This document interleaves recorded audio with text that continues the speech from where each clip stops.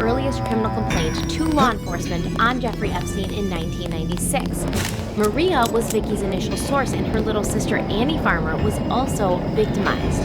Maria tells the story in this series about how she was graduating from the New York Academy of Arts in 1995, and the dean of students at that time was Eileen Guggenheim. Who is Eileen Guggenheim? Well, we need to know this because she'll be important to the story, and I don't feel like Netflix really talked about her enough.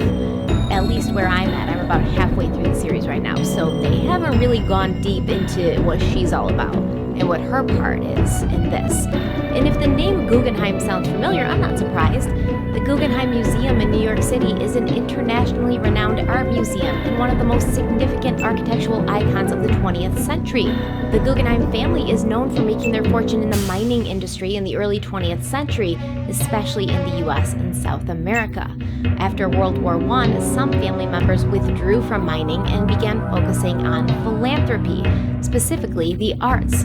If you watch Titanic or know your history, you would also know Benjamin Guggenheim went down with the unsinkable ship in 1912, and Cora Guggenheim married a Rothschild, a member of another rich and powerful family. And our friend Eileen here is distantly related, telling Harper's Bazaar in 2013, with a last name like Guggenheim, how can you not be an art historian? Eileen has been given accolades for years for being a trailblazer and a supporter of artists. Actress Naomi Watts and her partner Liev Schreiber were big supporters of the school and Eileen herself. Naomi said, quote, "Her passion and energy have really helped build the institution into the go-to place to establish emerging artists."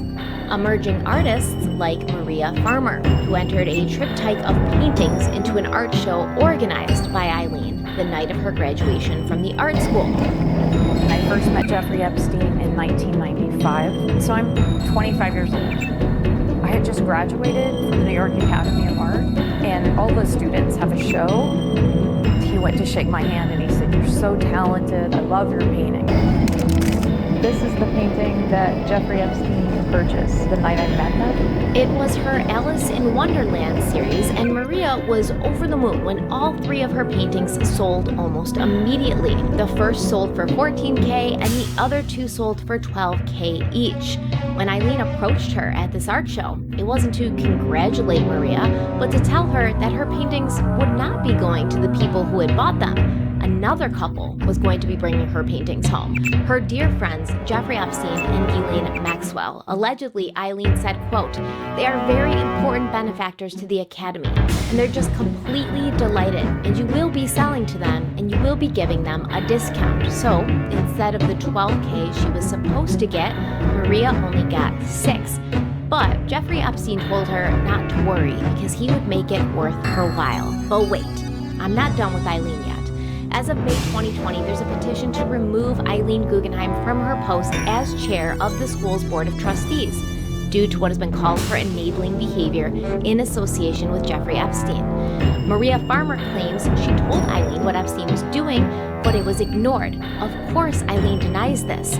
And it seems that the New York Academy of Arts was also not adverse to taking Jeffrey Epstein's money, even after he became a registered sex offender in 2008. In 2012, he purchased tickets to a fundraiser for the school, and in 2014, he purchased tickets to two different fundraisers, as well as donated $30,000 out of his pocket.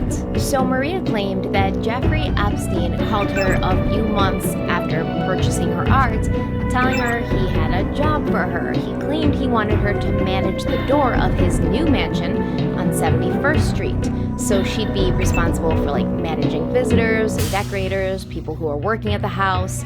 This incredibly talented young artist was pretty much bullied into selling her art for much less than it was worth. And then she's offered a job not as an artist, but as a glorified butler. And this is supposed to be the way that Eileen Guggenheim creates a place for emerging artists in the world? Okay. Now, what developed between Maria and Epstein after is very reminiscent of how R. Kelly would operate. He began questioning her about her life, family, asking how many siblings she had, what their names were, how old they were, etc.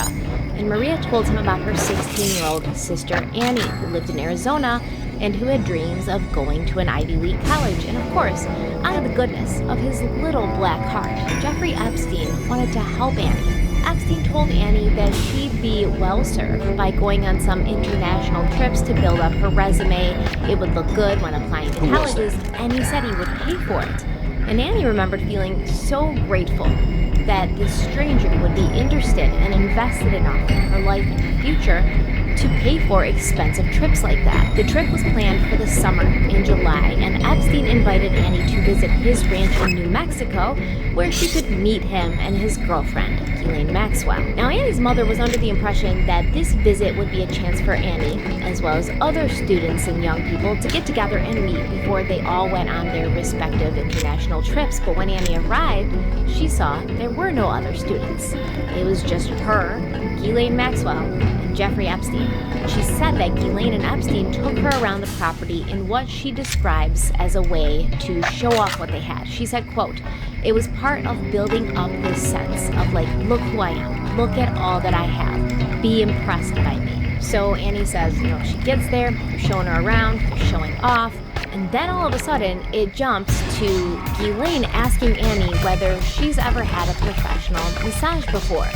This is such a strange avenue of conversation to go down when you first met somebody, by the way, in my opinion, and they're 16 years old. Annie's probably thinking, these people are rich. They probably get professional massages every day.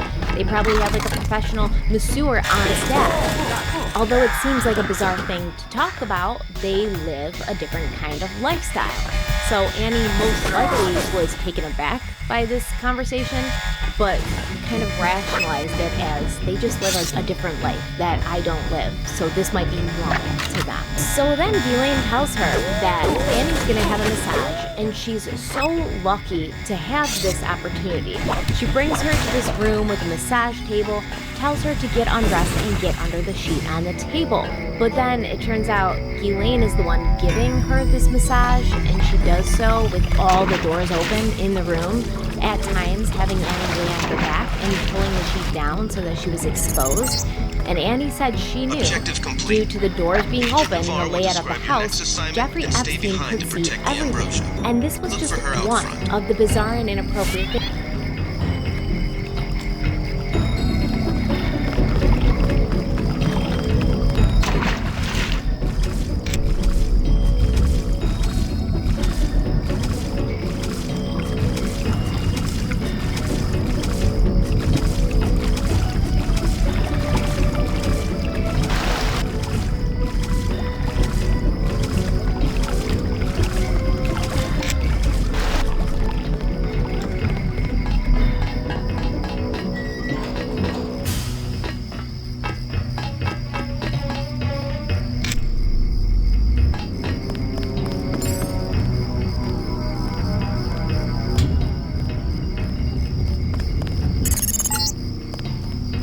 Inside the kiosk of Castle Clinton.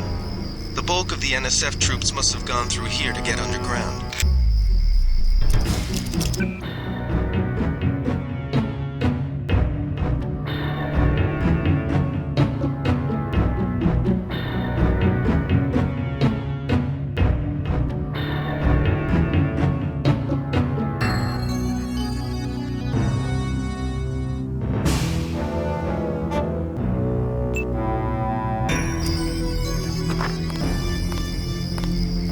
Who was that? I didn't see a uniform.